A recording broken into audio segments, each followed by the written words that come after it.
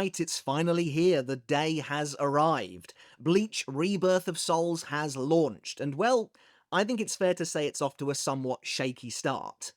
Today, I want to give you my day one impressions, my very early impressions of the game, having spent a few hours with it now, as well as take a holistic look at how the launch of the game has gone overall, and get your thoughts and feelings on Bleach's first built from the ground up console and PC game in over a decade. Before we get started on the video, however, just a couple of disclosures, so you know I'm being completely upfront with you about how I feel regarding the game.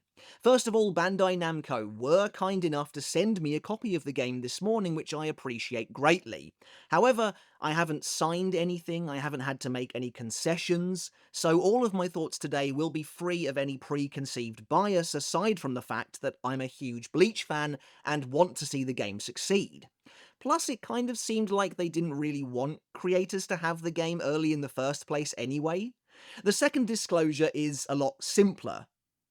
I'm just not that into fighting games, which I'm pretty sure I mentioned when the game was first revealed. Obviously, I want to bring you my thoughts as an enormous fan of the franchise, looking at Rebirth of Souls as the latest installment in the franchise, but as far as understanding the game and the genre mechanically, well, you won't see me talking about any games like this one over on Mr. Tomo Talks Games, that's for sure. This is a roundabout way of saying I apologise in advance for how bad at the game I am. So, with all of that out of the way, let's dive into the video. It's launch day for Rebirth of Souls, so how's the game doing out of the gate?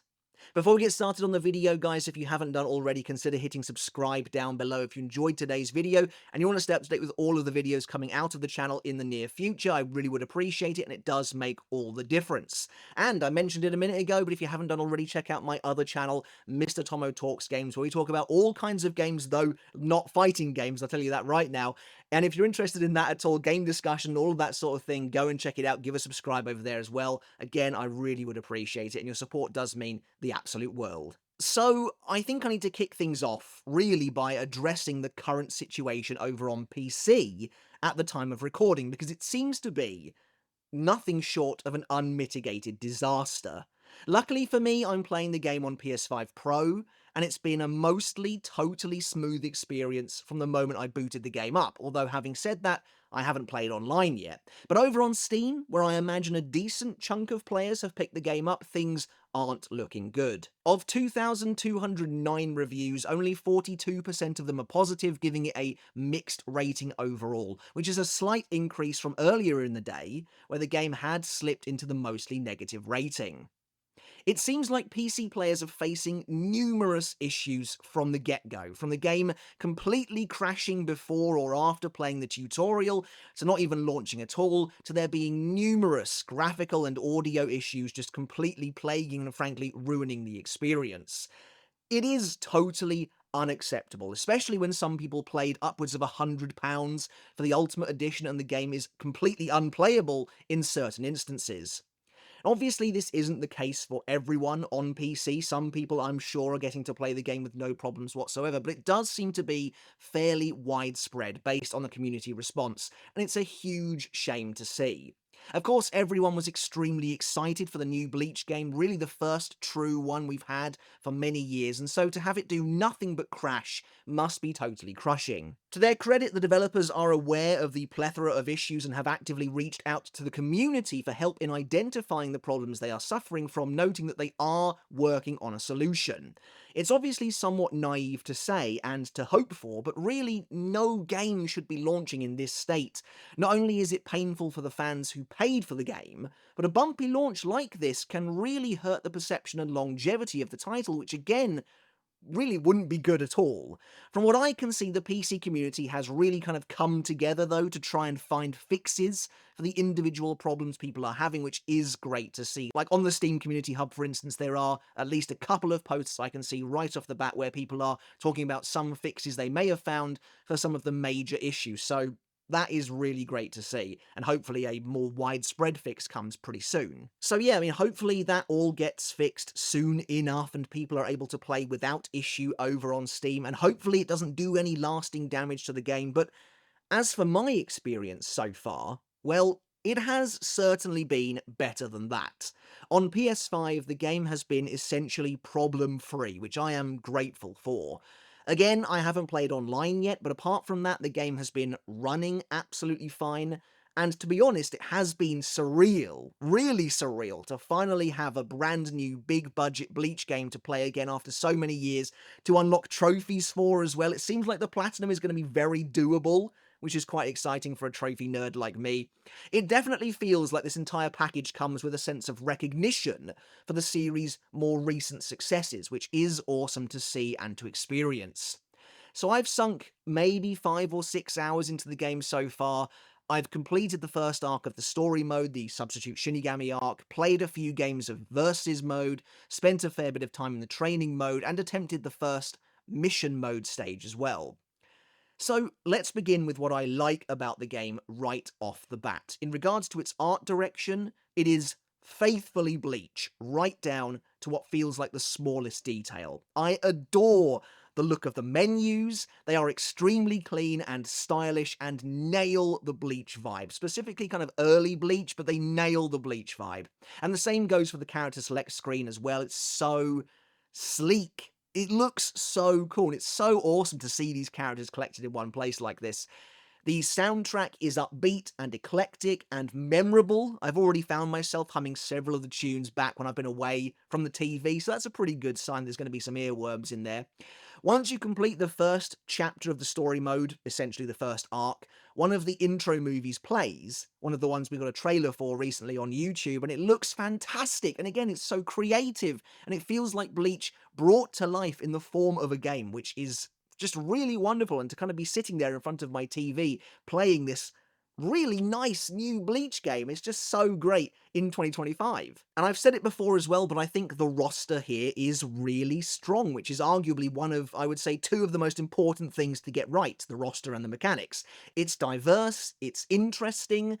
As a hardcore fan of the series, it does annoy me a little bit that even in 2025, we still can't get every Espada in a game, let alone the Lost Agent and Thousand Year Blood War arc content, though I know that is coming in the future, Thousand Year Blood War arc anyway. I don't have a lot of hope for the Fullbringers, but really I can't complain too much. I'm loving the cast as it is right now. Characters like Kyoraku have genuinely creative movesets. Of course, I had to try him out already. The way the team have incorporated his Shikai games, and they are brand new Shikai games too, is truly clever. And I'm having a lot of fun trying out each character to see what they are truly capable of. Mayuri is another great example. He feels savage and fierce. I love the animation work with him, the way he kind of jabs his sword into his enemies in such a brutal and sadistic fashion is so cool. And I love as well how smartly his bankai is incorporated into the actual battle system itself. And this is true for a number of different characters. Now, I haven't had the chance to try even half of the roster yet, but I have tried maybe a quarter, maybe a third, and already you can see the love and the care that has gone into each of these characters and their individual movesets. The way some of Bleach's weirder, more creative and abstract powers, Tosen's Bankai as well, for example, Soifon's Nigeki Kesatsu, have been incorporated into this game is really quite impressive. It all feels so organic, and it looks great, and it feels great to play as well. Soifon, by the way, feels fantastic to play in this game. She's super quick. She's up there as one of my favorite characters to play so far. Also, you know, little details, little cameos from characters like Nemu and Hiyori who appear on the battlefield as part of certain characters' movesets is really appreciated as well. Using Aizen, again, of course, I had to give him a try, naturally evolving over the course of the battle thanks to the Hogyoku throughout the fight feels brilliant as well, and it really is so cinematic too as you reach a certain threshold and Aizen kind of evolves without you having to do anything. I think that's one of the kind of unique things about his character, and he becomes, you know, Cocoon Aizen just in the midst of the fight. It really does feel like you're going through the motions of Deicide, and I love that. I think that's one of the best things about it, the way they've managed to capture and convey that feeling of a Bleach fight. It works so well to convey the sense of power that should come from a character like him. And I know this point has been made 100 times by now, but it really does feel like the only true miss on the roster is Orihime, especially since she is all over this game. It only makes the fact that she isn't playable that much more conspicuous. You could make arguments for characters like Barragan, maybe someone like Ishin, a couple of Vizards, perhaps the rest of the Espada, but realistically, a roster of 33 totally unique characters is a great jumping off point for the game, especially since they all look and feel so far brilliant to use. So much love has gone into them, and I would say that really Orihime is the only character who absolutely should have been here, playable in some form. This whole idea that Orihime's abilities don't really work in the game, you know, she couldn't be playable in a fighting game like this, is complete nonsense. Realistically, a moveset could be made for literally any character, and Orihime has been in games like this before. So for her not to be here, I do think is a shame, but apart from that, the roster is, I think, very strong. To add on top of that, I've also been surprisingly impressed by the range of costumes on show here as well. Obviously, the Thousand Year Blood War Arc costumes are top tier. That version of Byakuya is probably my favourite. That's an interesting version of Byakuya, though, because in the Thousand Year Blood War Arc, he doesn't wear his Royal Palace cloak over his shoulders like that, really until the very end of the arc, essentially.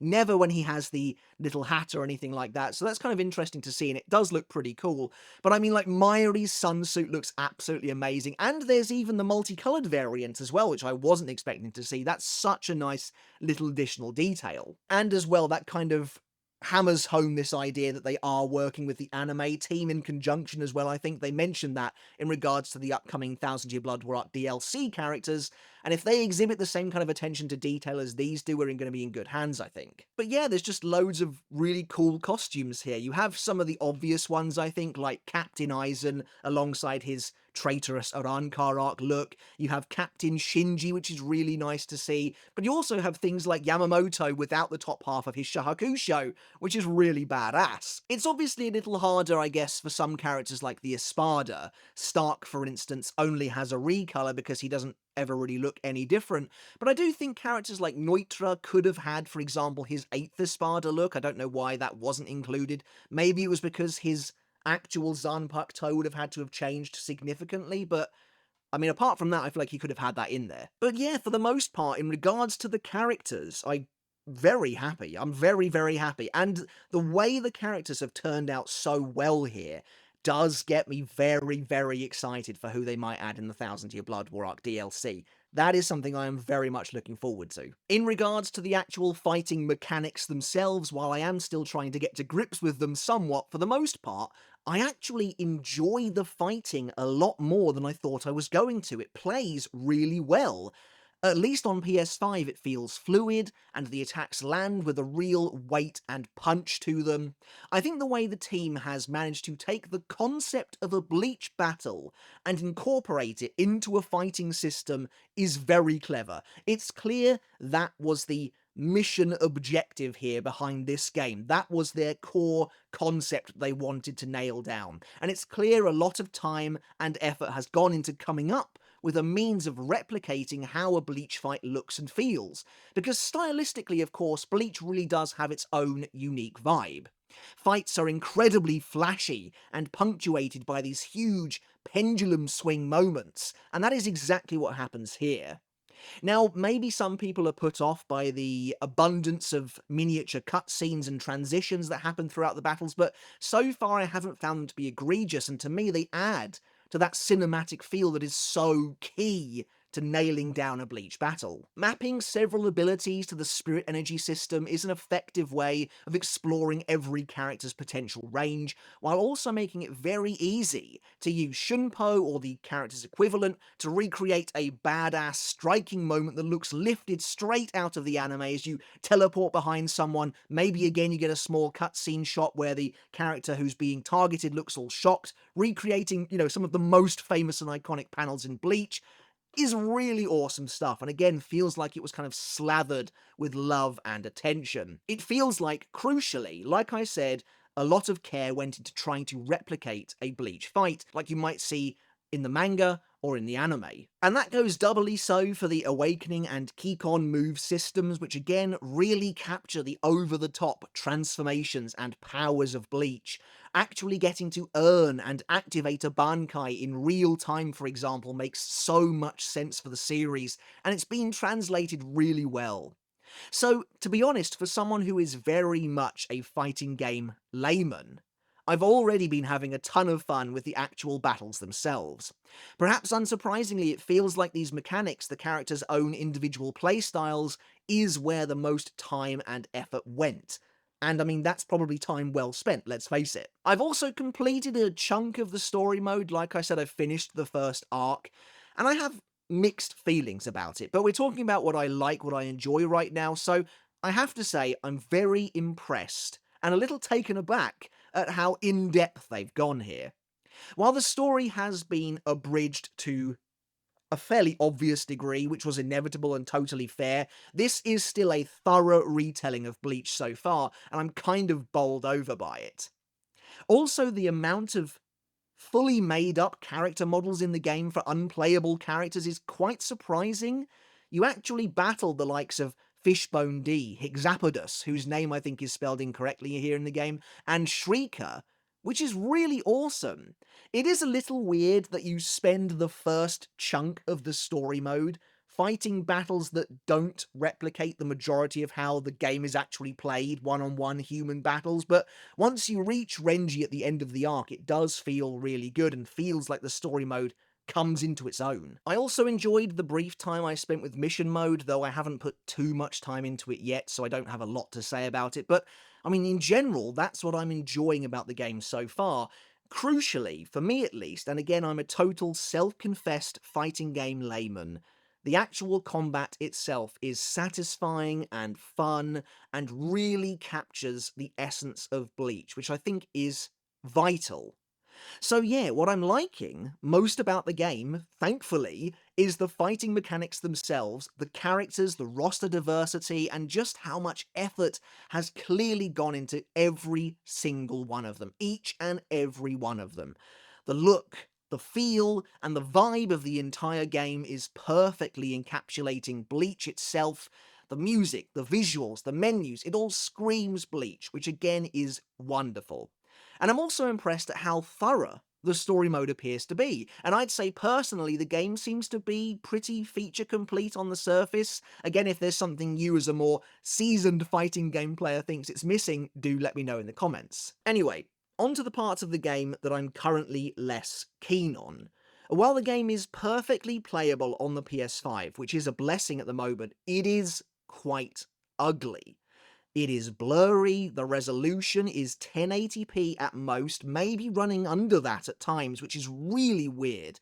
For the game to look so rough on next-gen consoles, especially the Pro, is a huge disappointment. I was completely baffled at the start of the game when booting it up to see that the display settings are non-existent. There's an option to turn off motion blur, which I did, and that's it. Even weirder, and maybe it's just me, but whenever a Keycon move or Awakening is used, the game suddenly looks much better. It's crisp, it's clean, and it's just a whole lot clearer to look at, and actually quite pretty. And I would not be surprised if in those moments, in those small cutscenes, those split-second fraction of gameplay, if the resolution is bumped up perhaps, I don't know, but they do look better. Maybe it's a placebo, I don't know. The real issue, though, is that in-game the character models are hazy and weird to look at, as though they're not quite in focus. It definitely feels like the game is drenched in chromatic aberration, for one thing, but for this to not be running at even close to 4K on the PS5 Pro is a big shame. I can't shake the feeling, and this is only speculation on my part, but I can't shake the feeling that this was maybe developed predominantly for PS4 before they decided to also port it to PS5 without really any of the bells and whistles that you would expect from a next-gen title. Now obviously with cross-gen games there is some form of compromise, but this does feel like a last-generation game. Loading screens are pretty rampant throughout, and never that long, but again, that's just not something you really see anymore. It feels decidedly last gen in some areas of its presentation, which is even more annoying when you see how gorgeous these character models are and you want to show them off on the screen. And really, my last real gripe comes from the aforementioned story mode.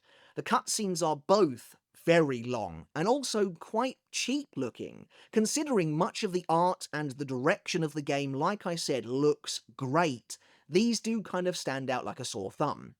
And I get it, using 3D animated cutscenes for every single scene is pretty ambitious, but I can't help but wonder if it was really worth it.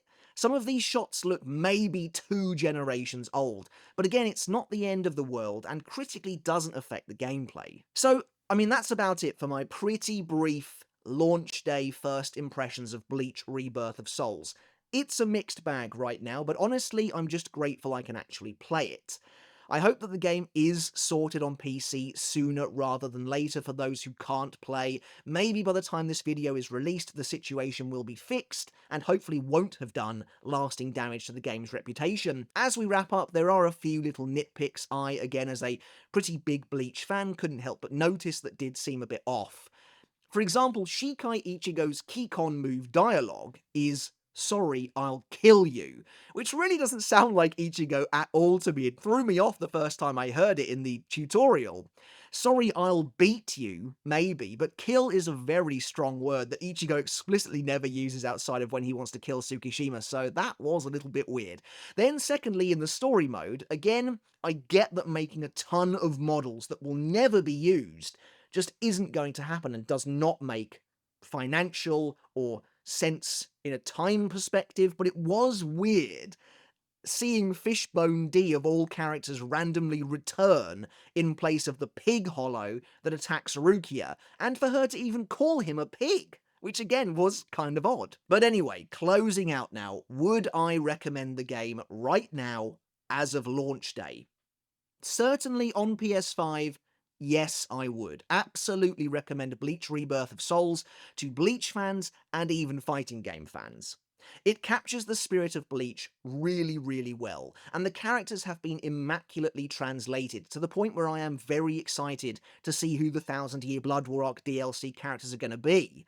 As far as I'm concerned, so far, again, this is on PS5 because you can't even play the game on PC for the most part, they have nailed what I would think are the most important aspects of the game to get right. There are some elements of the presentation that do let down the overall package, but as far as the actual game itself goes, I'm having a great time. It is surreal to be playing it, and most importantly, the actual fighting mechanics have had a lot of love put into them to turn the game into essentially a Bleach fight simulator, which is exactly what you want it to be.